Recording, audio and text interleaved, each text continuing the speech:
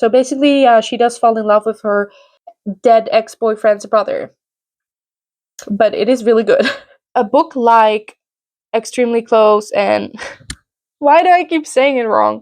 A book like Incredibly Close and Extremely Loud. That's not it either, is it? I said this already, but I feel like I can say it again because it's my video, it's my rules. If you take one recommendation from this video, let it be this one. I remember, like, it was so bad that I contemplated DMing the author and being like, why? I didn't, but I contemplated. I'm pretty sure the only reason I finished this was because I had a skirt in the exact same pattern as the book, and I was very obsessed with how aesthetic it looked that I was reading a book that had the exact same pattern as the skirt. So, yeah, that's normal, right? So this is obviously a classic, and it's like literature and all that, and I hated it.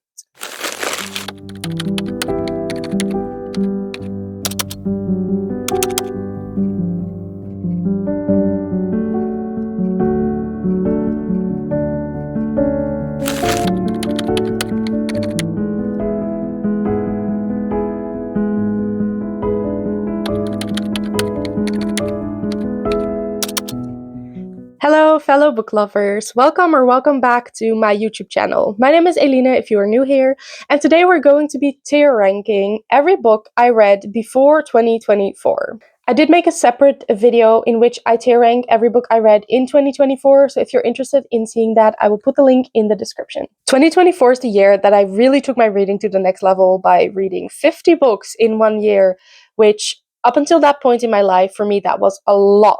But I have loved reading my whole life, so obviously there are a lot of books that I read before 2024, and I thought it would be fun to talk about those.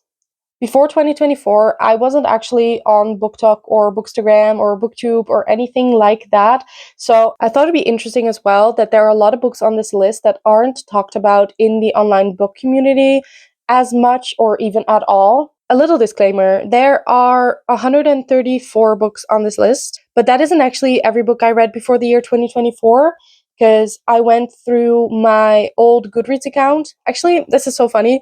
My Goodreads account has stopped functioning exactly at the end of 2024.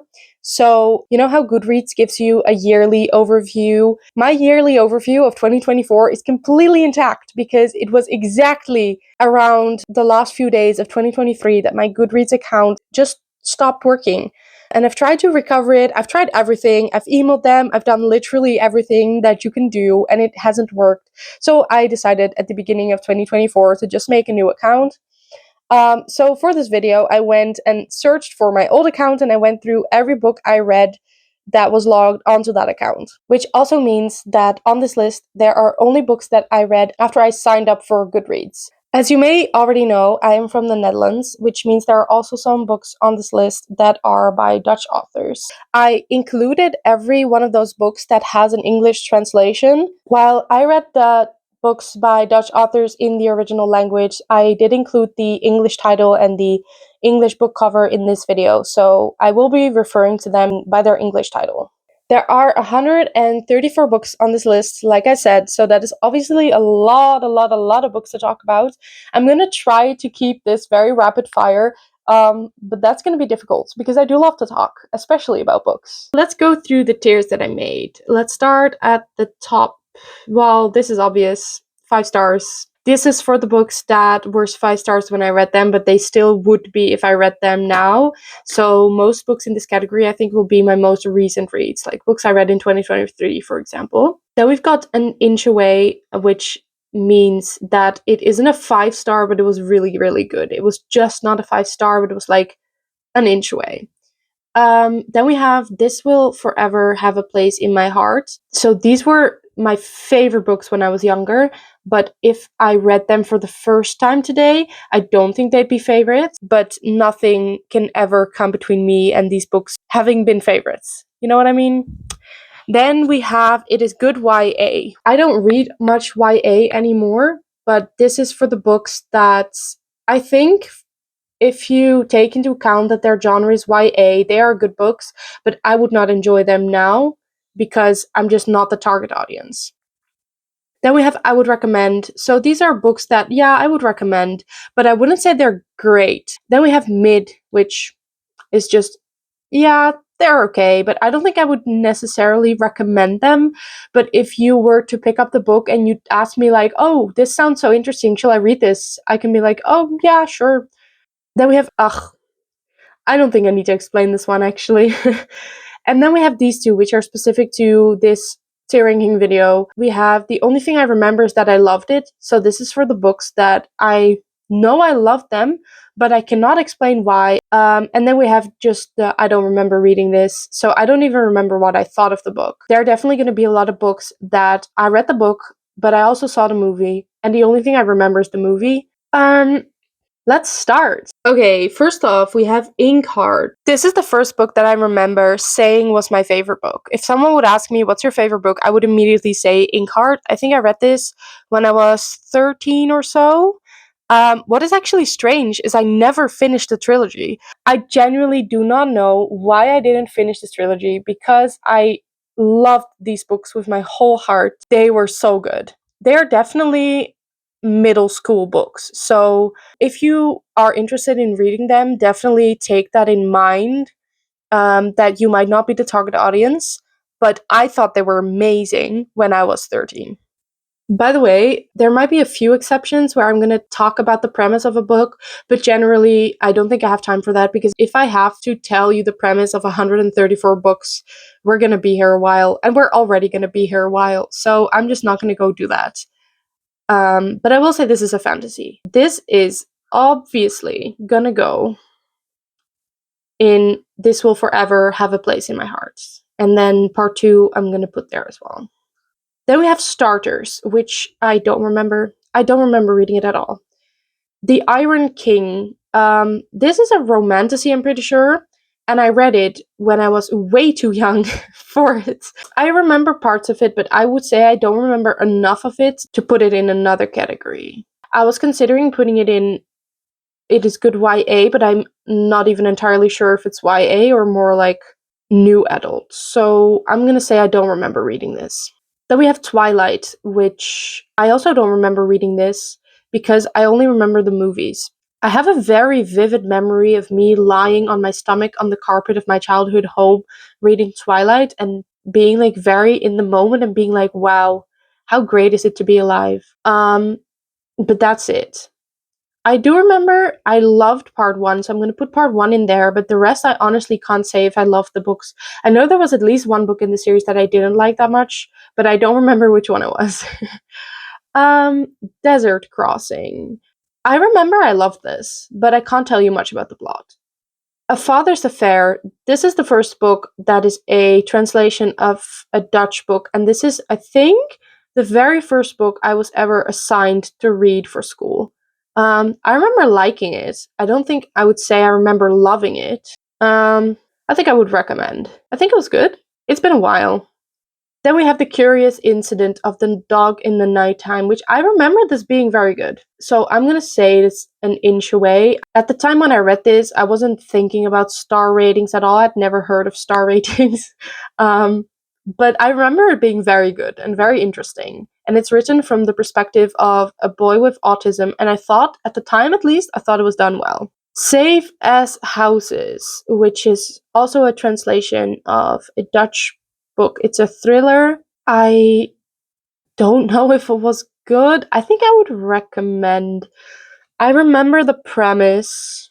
Thing is, I don't know enough about thrillers to say if this was a good thriller, but I feel like it doesn't deserve mid. So I'm gonna say I would recommend, but it's been a long time. All the Right Places. This is definitely forever have a place in my heart. I love this book so much. I've read it.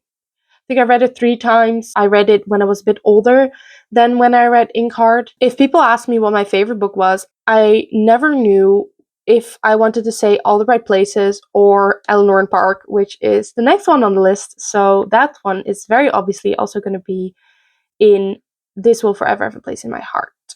And now I would say Eleanor and Park is more my favorite than All the Right Places, but at the time when I first read them, I remember they were like on par. The Hunger Games, same as Twilight. I don't remember reading this at all. I remember the movie, don't remember the book. Jeremy Fink and the Meaning of Life. I don't remember reading this at all. Disclaimer. I remember the premise of this book. I enjoyed it. I think I would say I recommend. But again, same as Safe as Houses, I feel like for the thriller genre especially, I do not trust myself to tell you this is a good thriller, per se. I remember I liked it when I was 15 or so. I don't know if 15-year-old me is a good person to base your thriller recommendations on, especially since I don't really consider myself a thriller reader. I guess I did read thrillers back then, so I guess back then I would have said it was one of my favorite genres. I don't read thrillers anymore now. So take all of these with a grain of salt. Paper Towns by John Green. I think it is good YA. I wouldn't like it anymore now. I think I would find it very, very cringe, but that's okay because I'm not the target audience. Um, I put all these in order and then I refreshed the page and they were jumbled up again. I actually put all of the books down here in order, like kind of in chronological order of when I read them, as far as I remember at least. And then I refreshed the page and then it was all jumbled up again. So I did do my best to put them in chronological order again, but it was a little bit less specific and it was a little bit less precise than I did it before because it took a long time to do that. It took a really long time. And the Pretty Little Liars series is actually not in the right spot because I read that after high school and this is the last book I read in high school. I know that for sure. So it is not in the right spot, but I didn't feel like moving 8 books all the way down. So this entire series is mid. I wouldn't recommend it, but if you were to ask me like, "Oh yeah, I really want to pick this up. I'm so excited." I would say good for you. You know, I wouldn't go out of my way to say no, don't. The Geography of You and Me. The only thing I remember is that I loved it. Same for the next one actually. Eve and Adam. I loved this. It was about a robot, I think. It was a great read, but I can't tell you any more than that it was about a robot. Ooh, these ones are, I would say they're just not up to the level Forever Have a Place in My Heart, but they were so good. I loved them at the time, but I just didn't love them in the sense that I have an emotional connection, if that makes sense. I'm gonna put it in It's Good YA, because it definitely is YA, if I remember correctly.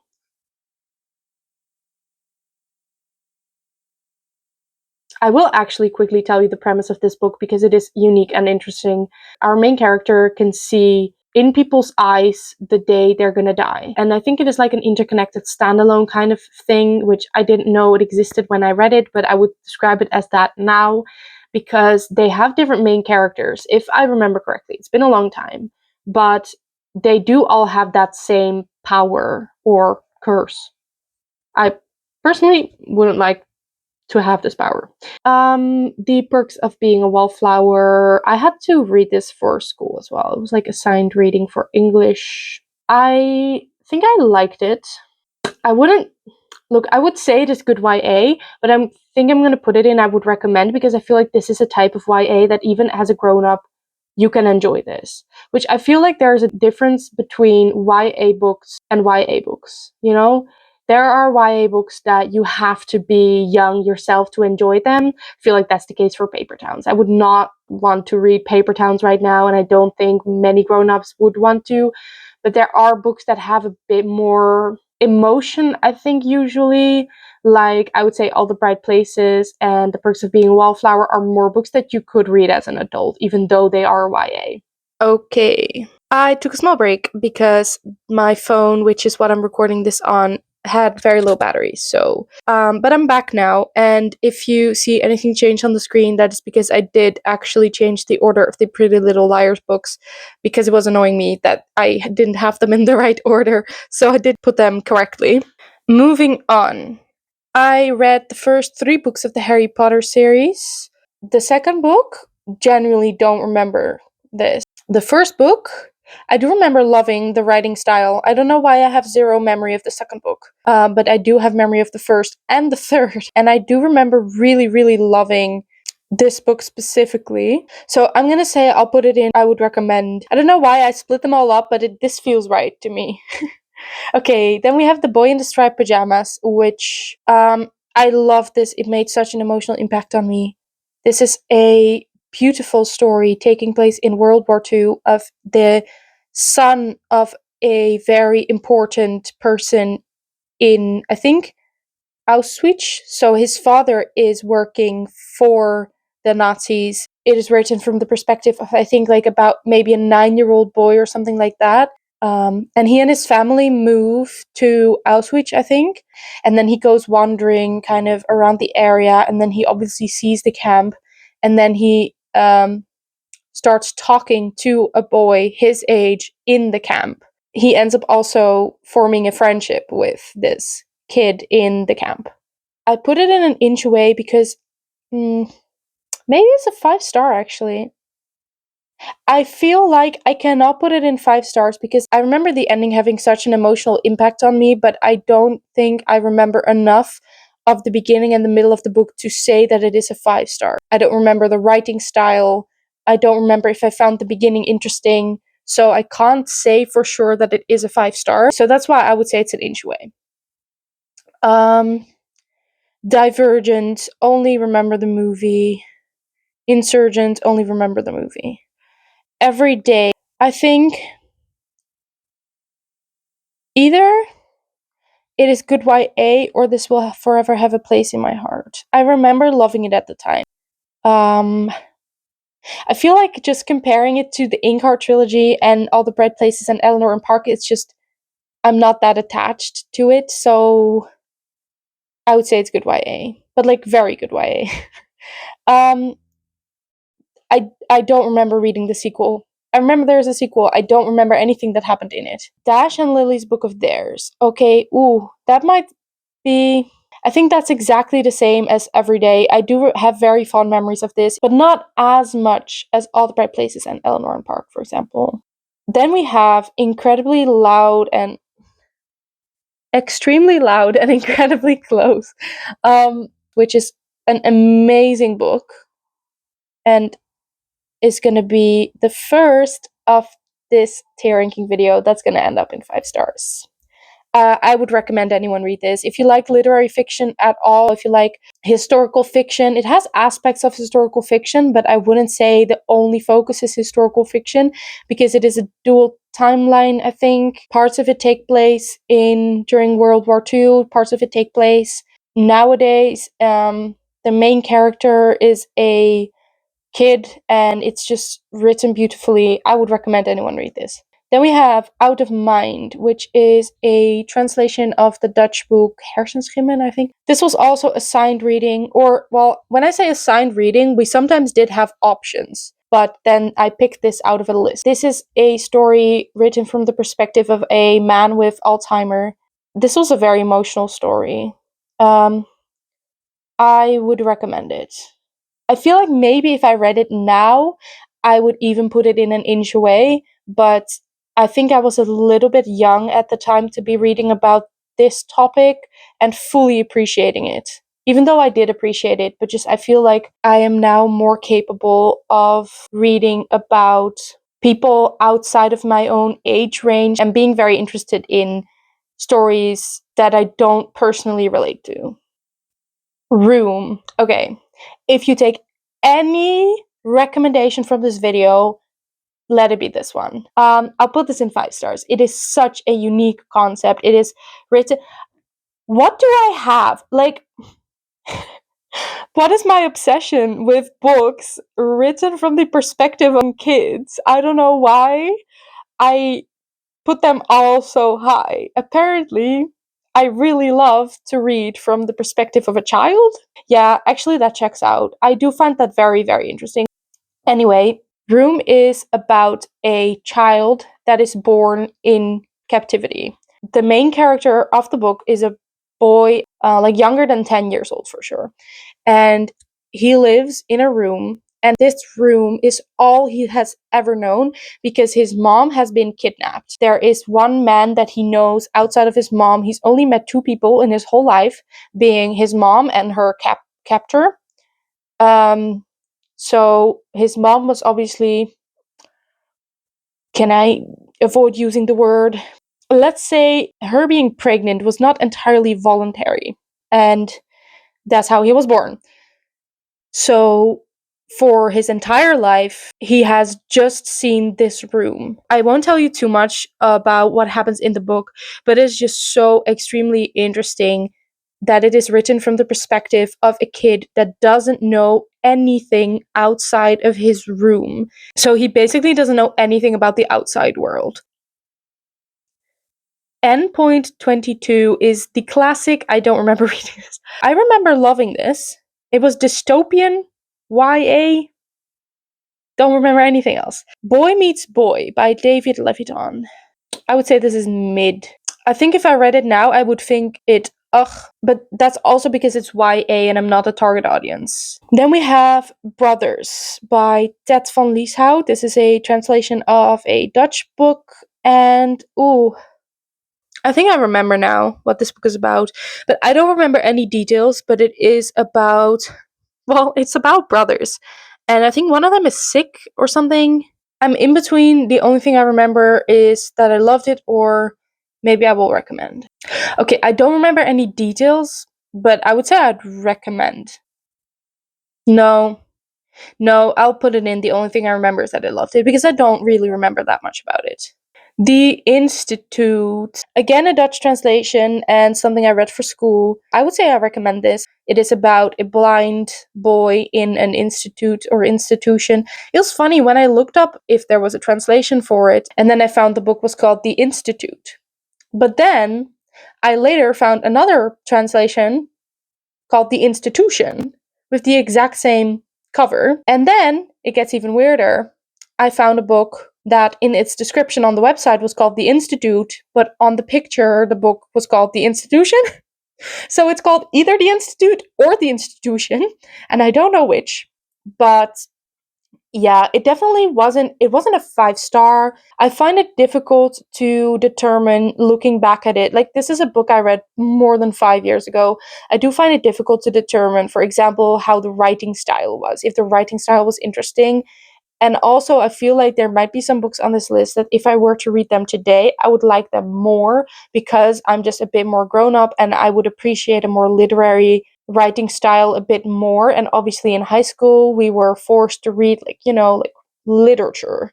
And I couldn't read Pretty Little Liars or Twilight, which completely unfair.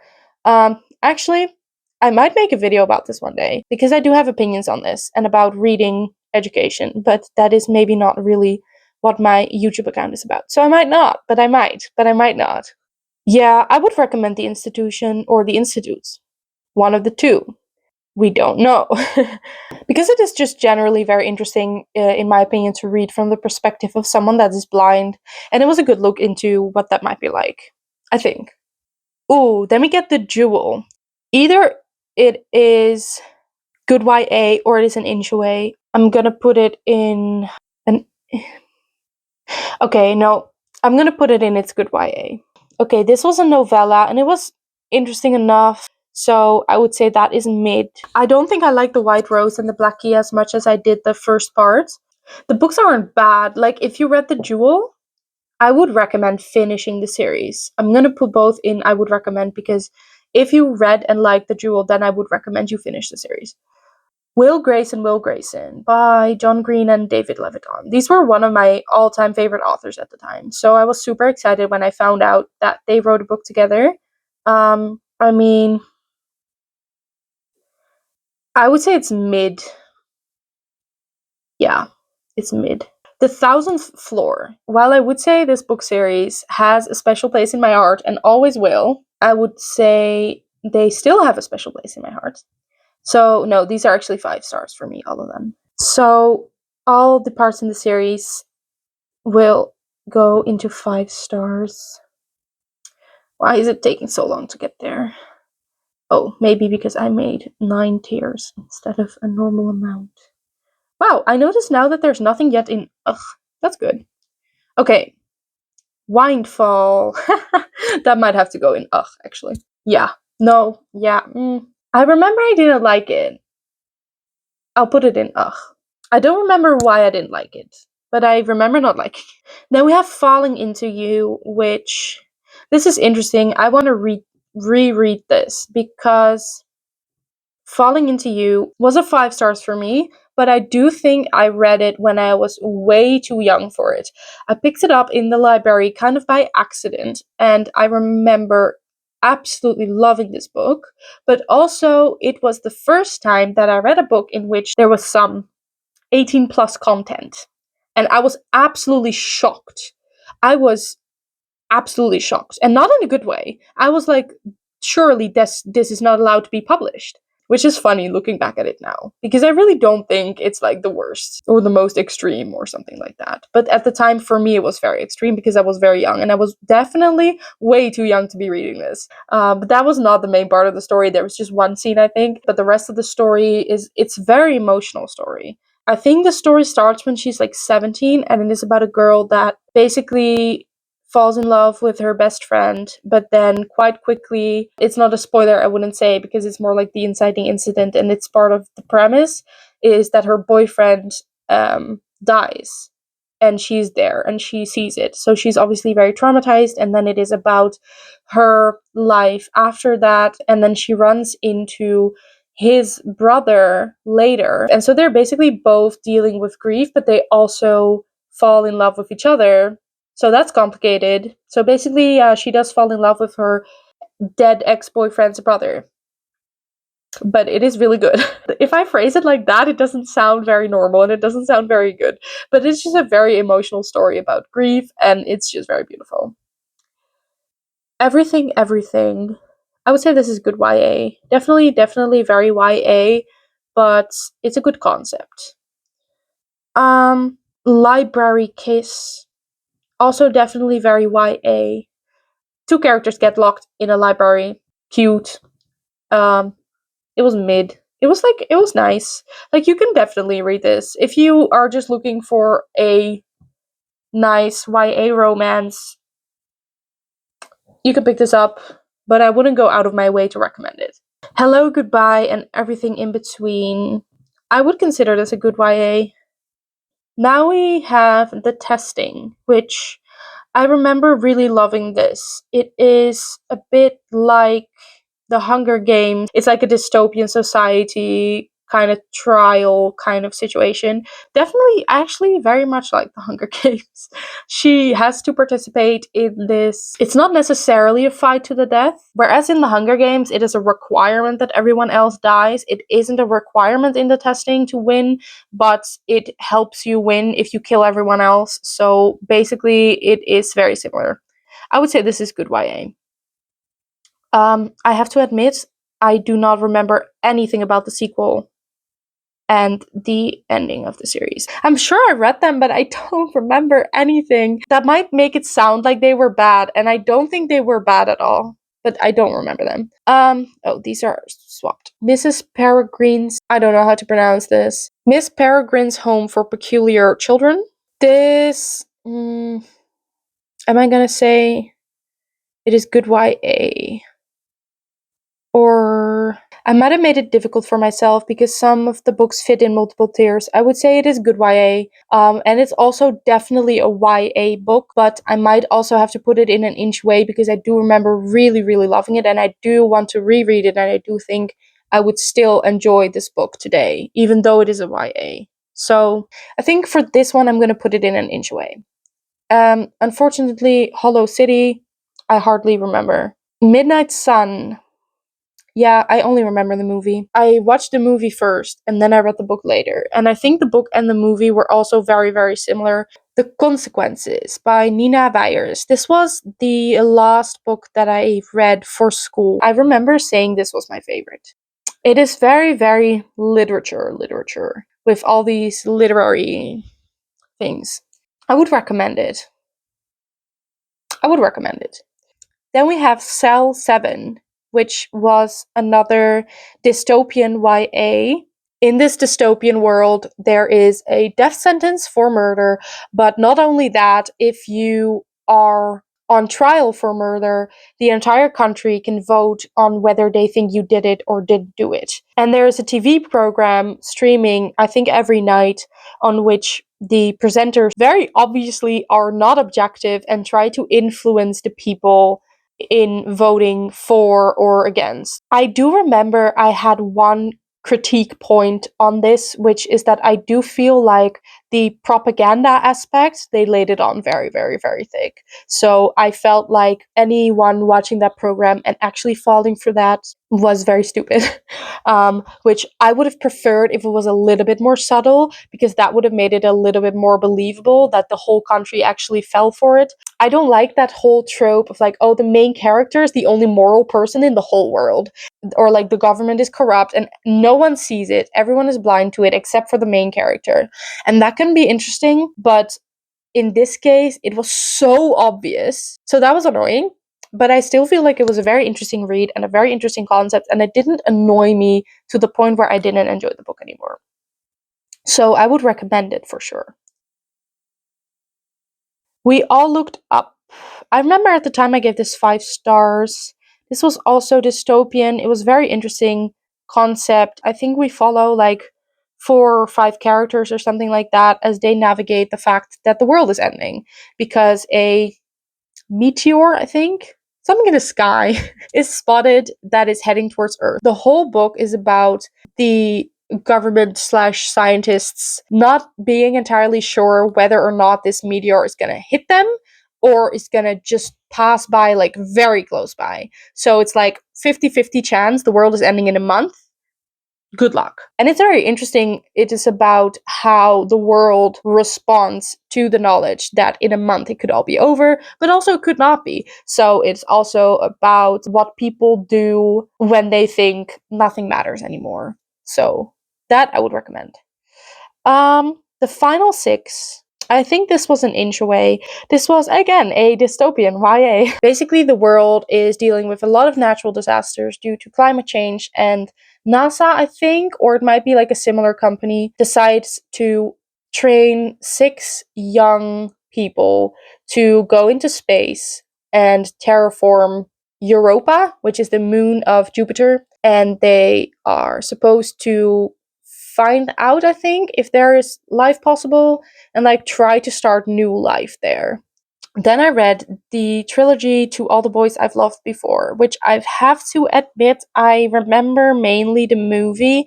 I remember I liked it, so I would say, yeah, I'm gonna put them all in here. I'm not sure if I would recommend you read this if you've already seen the movies, but that is in general. I feel like unless a book has a really specific writing style or is like very literary in a sense, like a book like Extremely Close and why do I keep saying it wrong?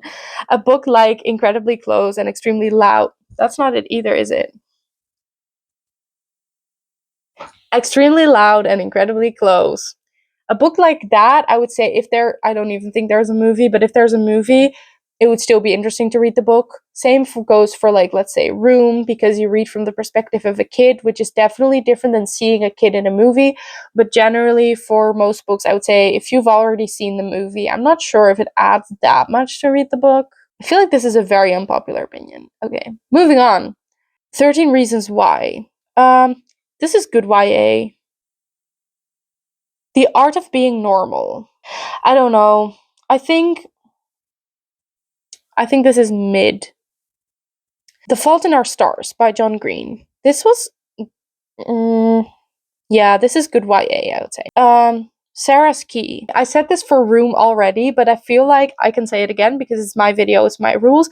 If you take one recommendation from this video, let it be this one. Sarah's Key is a story that I don't hear much about in the online book community, but I do feel like it should be talked about more. It is a story set in World War II. It's really sad, actually, but that's not very unique for World War II stories now, is it? It's about a young girl. She's Jewish, I think. Either way, she does get taken by the Nazis. Like, she hears knocking on the door, and they're gonna come get her family to take them away. And right before the door is opened forcefully, she thinks it is a good idea to lock her brother in a closet to protect him.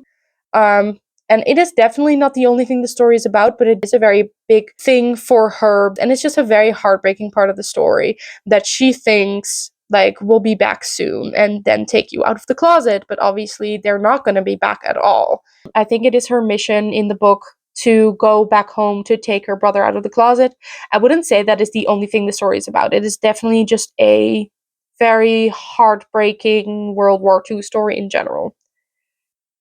Then we have What If It's Us? I would say this is also good YA. I read a lot of YA in this time frame, which makes sense since I was literally a young adult. The sequel, though, Here's to Us. I remember being disappointed in this. I'm gonna put it in ugh. 5 Feet Apart. Oh, I would so love to put this higher, but I don't remember the book. I only remember the movie.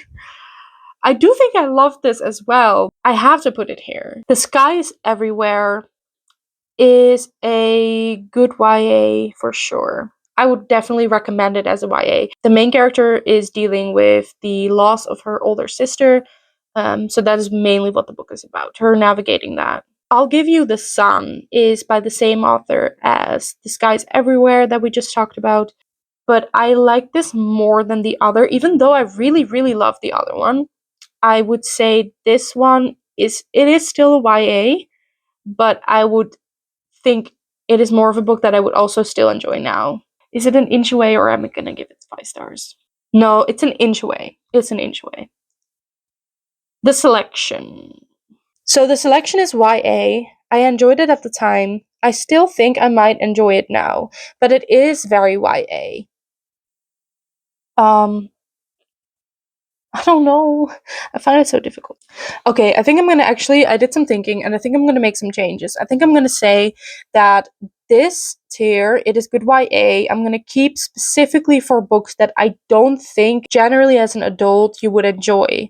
And I'm gonna say that every book that is good YA, but as an adult you might also enjoy it, I'm gonna put it in I would recommend. So then I'm gonna put Every Day in here as well because it's just such a cool concept. And I'm gonna put The Jewel here as well. And I'm gonna put The Selection here as well. So, but then the same goes for 13 Reasons Why, I guess. Yeah. Yeah, this feels right. This feels more right than what I did before. So these are books that I would still recommend to my target audience, which is kind of people around my age range, I guess. And these are books that I would recommend if you're, let's say, like 18 years old, 17 years old, 16 years old, but I would not really recommend this to anyone my age. I'm 24, by the way, if that helps. Then we have Wink, Poppy, Midnight, which I remember feeling very ugh about. Then we have A Week of Mondays. See, this is a good YA. This is a good YA, but I wouldn't pick it up now. Anna K. 5 stars. So Anna K is a retelling of Anna Karenina by Tolstoy, but make it Gossip Girl-like in the sense that it's just a bunch of very rich teenagers in New York City. And it was extremely entertaining. Now, Anna K Away is interesting because it's the sequel to Anna K. Anna K being a retelling of Anna Karenina, but Anna Karenina doesn't have a sequel. So it is basically the continuation of the story, but not at all based on Tolstoy now because Tolstoy never wrote a sequel to the original. So it is definitely where the story deviates from the original story.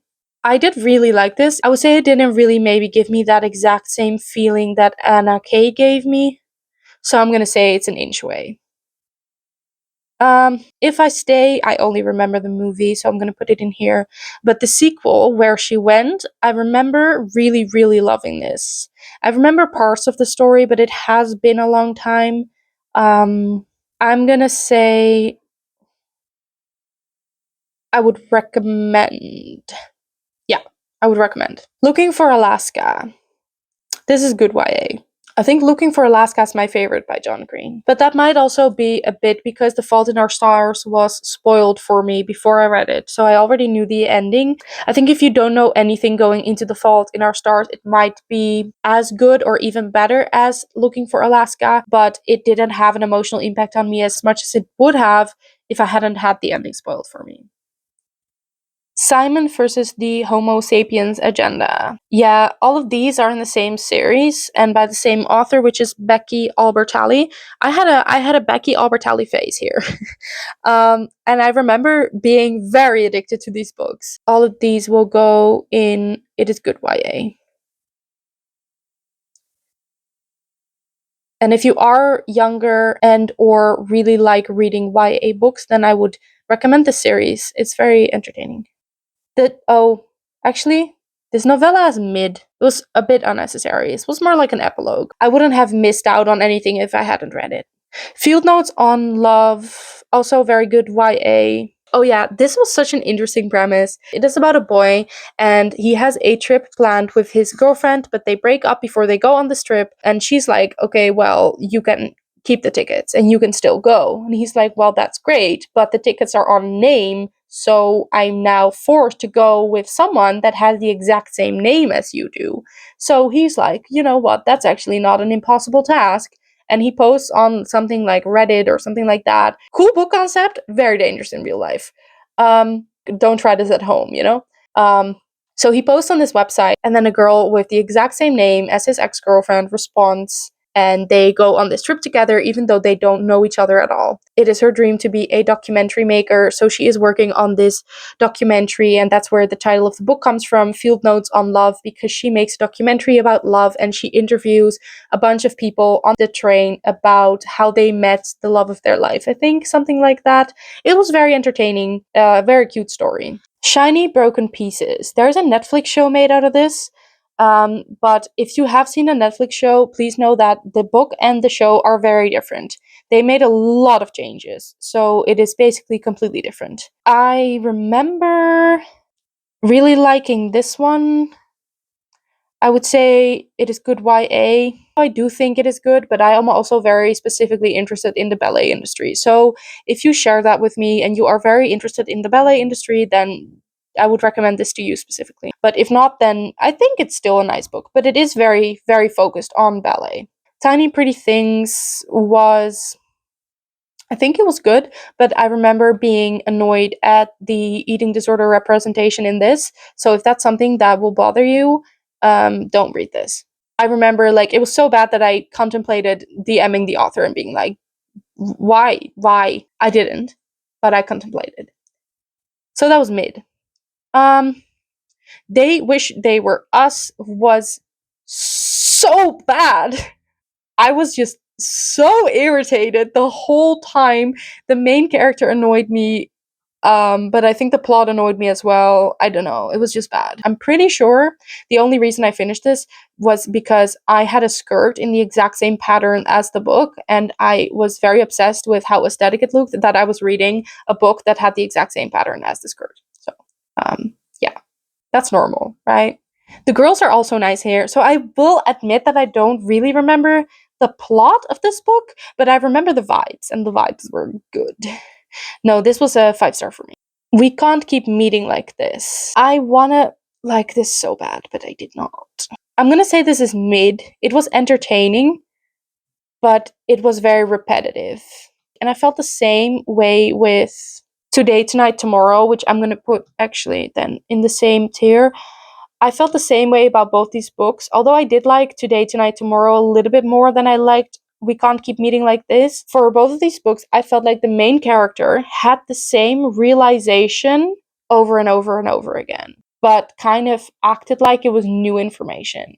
So I felt like every other chapter she was like, "Oh, how did I never realize before that's blah blah blah."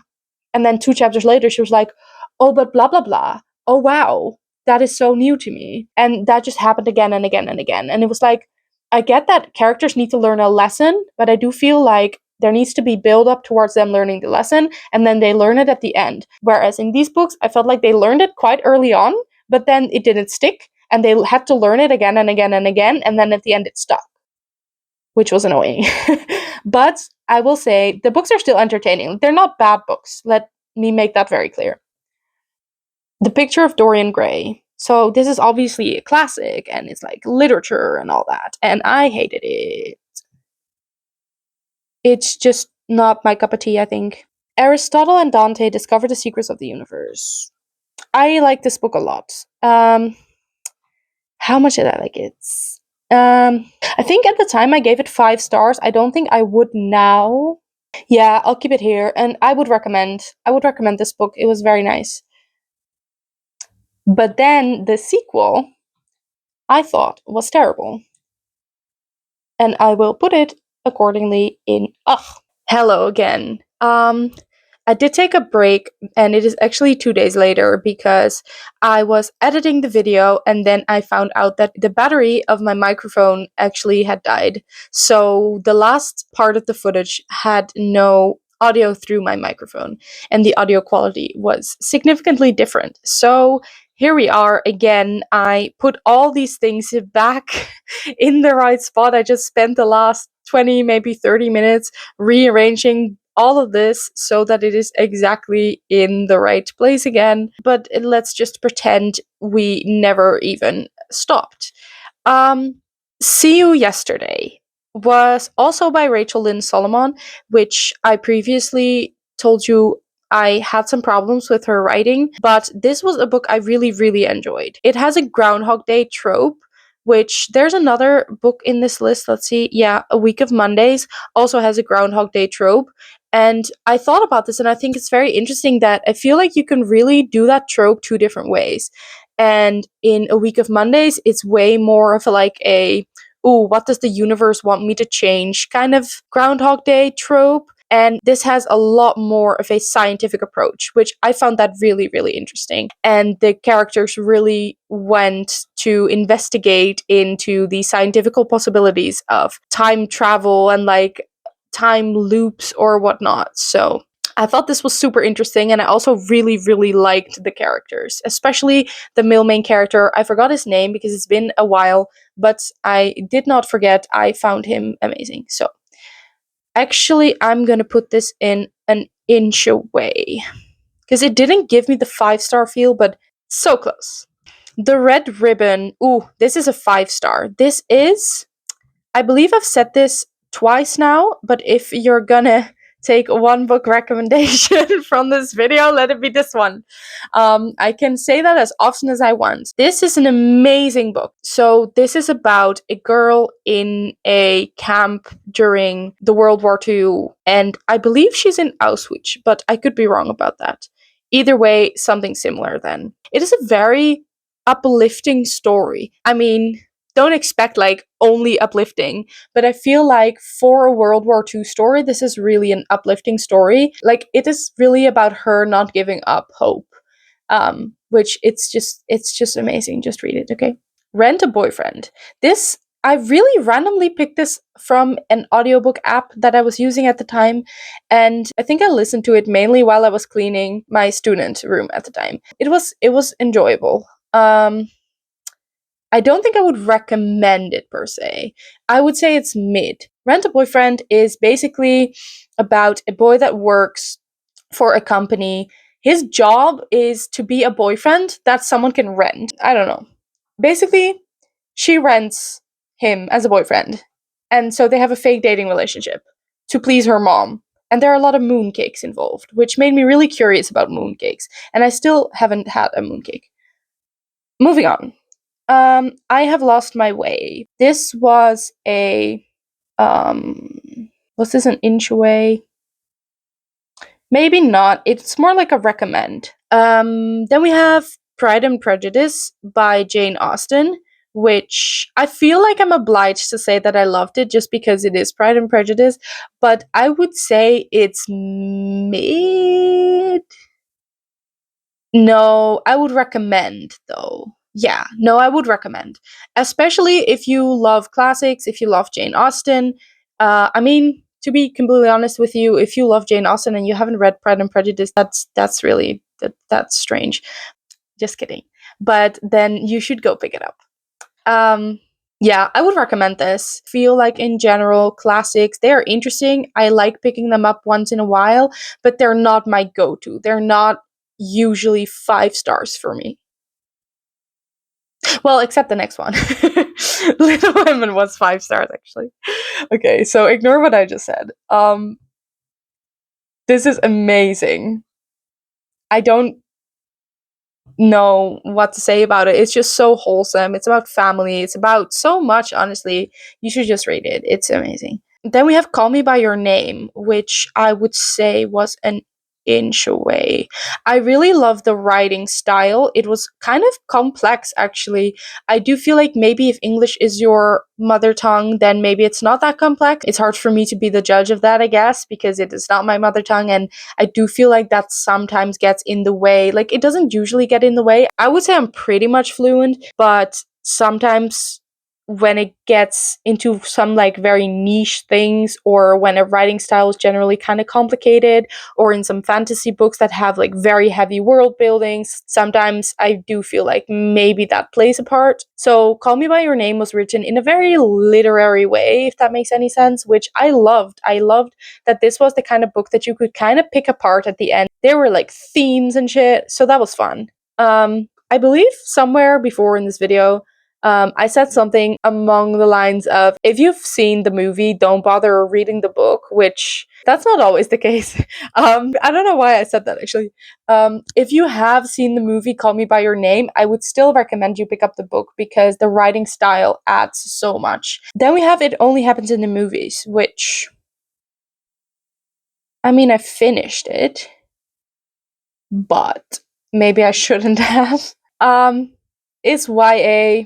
There is enough YA out there that you do not need to pick up this book. The romance was lacking. There was a zombie bride involved, and it's not a fantasy. Like, if you're interested in reading about a bunch of teenagers making a zombie movie, then this is for you. But I wasn't.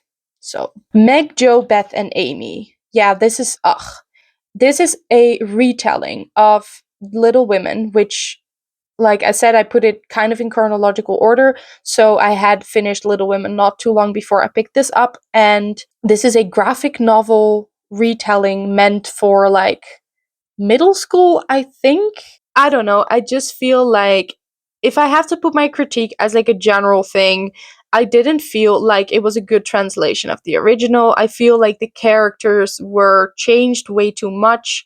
And also, the characters were really, really annoying. And that's so sad because I loved all the girls in the original book. And now in this graphic novel, I thought they were all super annoying. So I just feel like it was not a good translation of the original. And I will put it. Oh, it's already there. Never mind.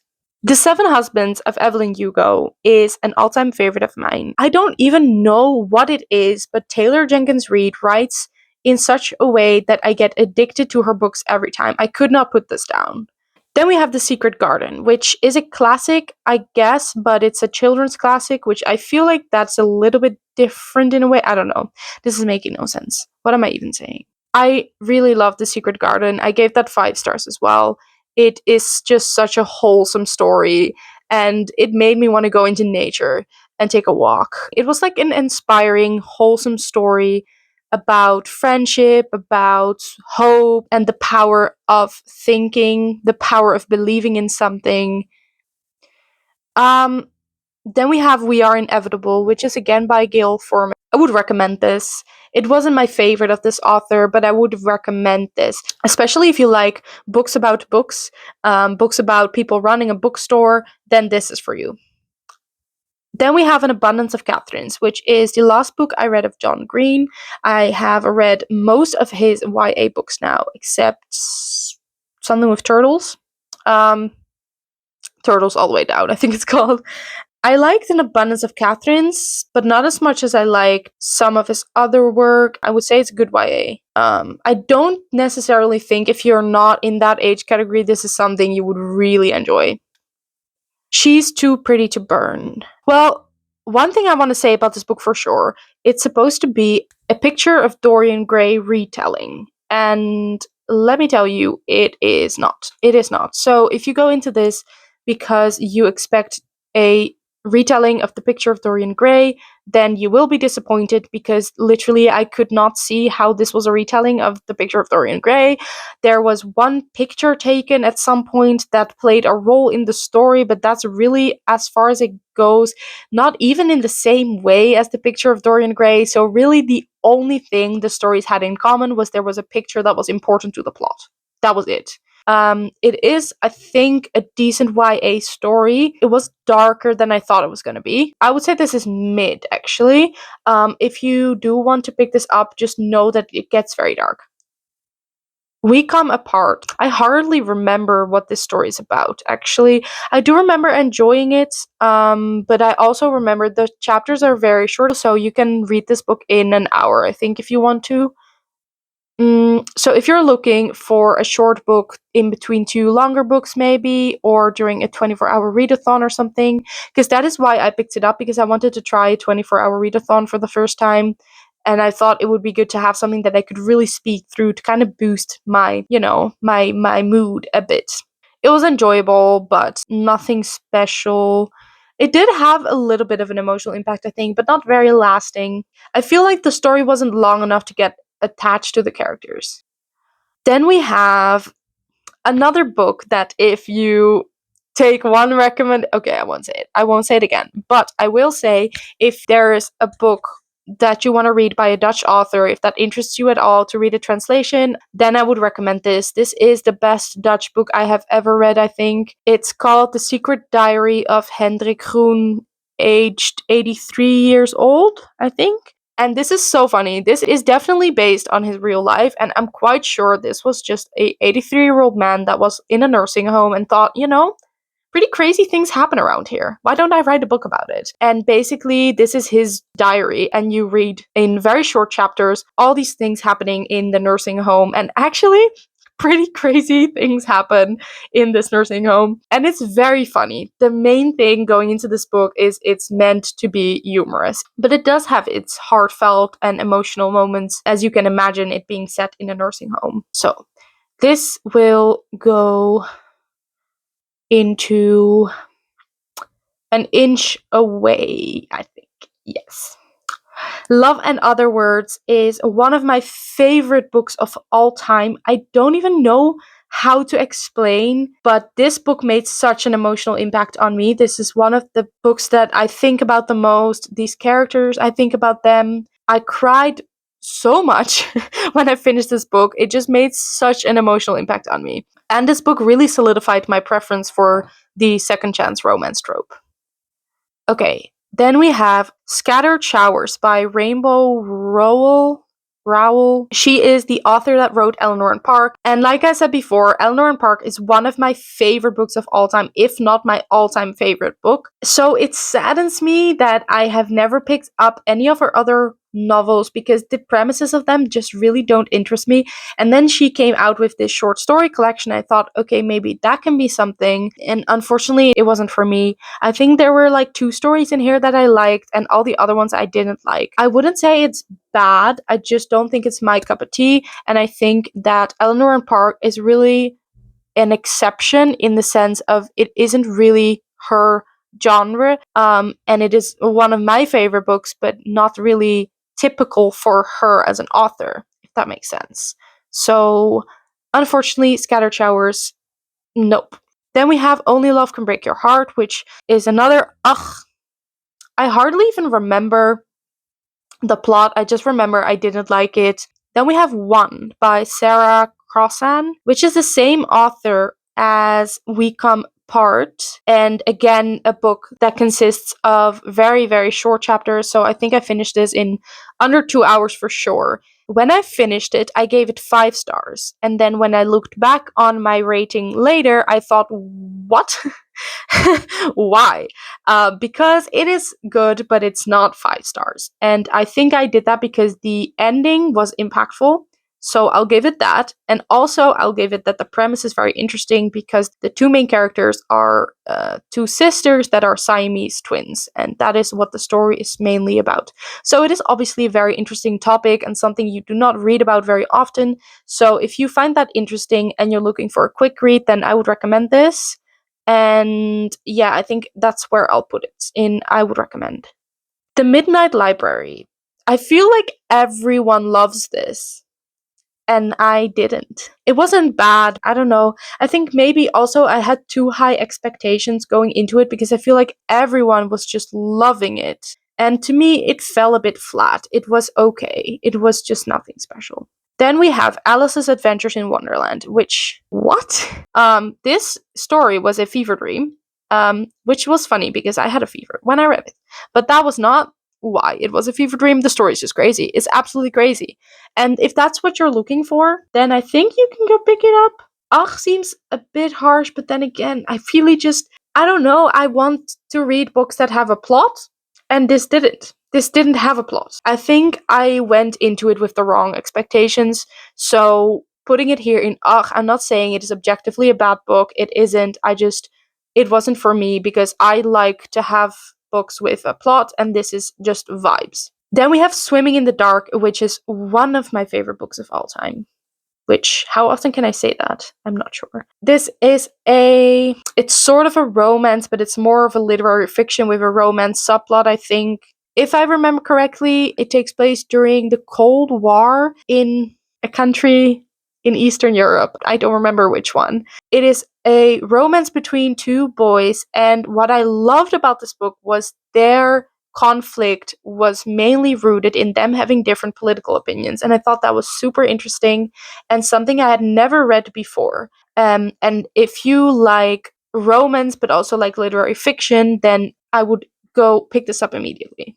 A Little Princess is another children's classic, and this one I loved, but I'm gonna put it in an inch away because it was very wholesome, it was very nice, it was very entertaining, but it did not give me the same feeling that The Secret Garden gave me, or that Anne of Green Gables gave me, which is the next one, and this is also 5-star for me. I guess I really like children's classics. They're just so wholesome and cute. I'm actually in the middle of the series still. I have finished part 2 and I'm gonna start part 3 very soon.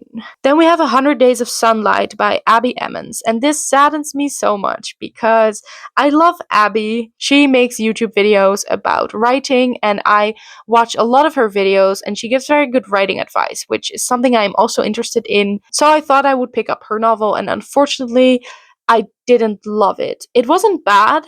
I just feel like I might have also not been the target audience. It was just not my favorite. I also kind of felt like it was something I'd read before, which I don't know. The premise is interesting enough. I really don't know why it fell flat for me actually. But I'll put it in its good YA because it is. If you're interested in picking up a YA romance with emotional depth, then this is a good book for you. Now we get to the good parts. um, Daisy Jones and the Six is again one of my favorite books of all time. Taylor Jenkins Reid just seems incapable of writing a bad book, and this will go right up here with The Seven Husbands. And then we have American Royals, which will also. This is such a long way now with all these books there. Which also has to go in 5 stars because the whole series is just a 5-star for me. I have to be completely honest, I do not remember what happened in which part because it felt like one ongoing story to me. I also read them back to back. I read part 1 and 2 in 2023, and then I read part 2 and 3 in 2024. So they are also in my other tier ranking video that starts exactly where this one leaves off. So the American Royals series is a 4-book series by Katharine McGee, who is possibly my favorite author. If I had to pick a favorite author, I guess it would have to be between Taylor Jenkins Reid and Katharine McGee. So I would recommend going into her writing. She has this other series being The 1000th Floor, which is a 5-star series for me, and then American Royals is a 5-star series for me as well. And then she has a new series, which only one part is out now, and I gave that 5 stars as well. So every single one of her series has gotten 5-star. I think there was just one book in one series that did not get 5-star, but overall it's still a 5-star series. That was all of them. I will just kind of show you the final results. And like I said, I did make a video called tier ranking every book I read in 2024. So if you somehow, after all this yapping, still didn't get enough, you can go watch that because it picks up right where I leave off now. So thank you so much for watching. I hope you enjoyed listening as much as I enjoyed making this tier ranking. I think tier ranking is just so fun to do, and I personally love watching tier ranking videos. So I really hope you enjoyed mine, and I also hope to see you in the next one. Bye!